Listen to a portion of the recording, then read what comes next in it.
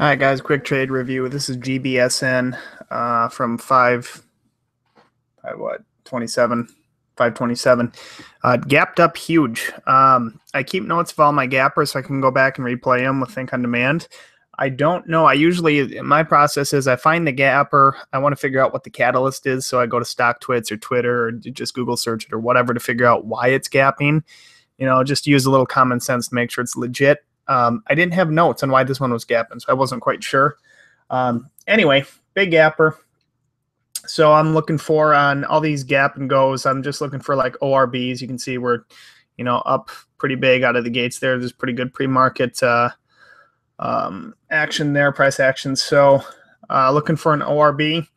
Opened up, went red right away, and it dipped down. And this is a 1 minute chart. The way I play these ORBs is I generally am always on a 1 minute chart because typically I'm done within 15 minutes to 20 minutes on the trade tops, usually even less than that. So and this one stretched out a little bit on the 1 minute. So what I do is I'm typically bouncing between the 1 minute and the 3 minute, just looking for, what looks like a cleaner entry. I actually entered this. I made a couple mistakes on the stock, but I actually entered this trade on the 3 minute chart because this to me looks a lot more appealing than the 1 minute version does. So I entered, here's the high of the day. So the ORB play is, the entry is basically right here. So right as it's, started to break through this range right here, that's when I was entering the stock. Now, I entered kind of blindly because I figured it was going to go. It looked like it was starting to pop pretty hard. So when I entered it, honestly, I didn't really have a stop picked out because, generally I'll put my stop at low a day, but, that's clear down here at 357. I can't have a fucking 70-cent stop loss on this. So I just blindly kind of bought in at 500. That's kind of usually like 500 to 1,000 on my shares. So I bought in at 500, realizing that, a pretty good stop would probably be, I just picked $4 range. It's a whole dollar. The whole dollars are usually, decent support or resistance. It's a good even number. So I just figured I'd make that my stop. So anyway, bought in at 411. I think my fill was like 410 because I bought as it broke. I think it bounced back really quick and then shot.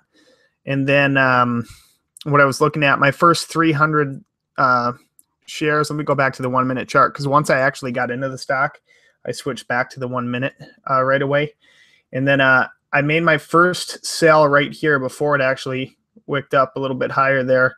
I sold 300 shares at 434, so that was almost a 25-cent gain per share.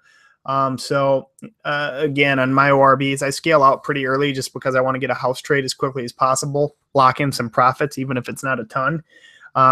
So I had 200 shares left. It then jumped up to this range right here, the 448.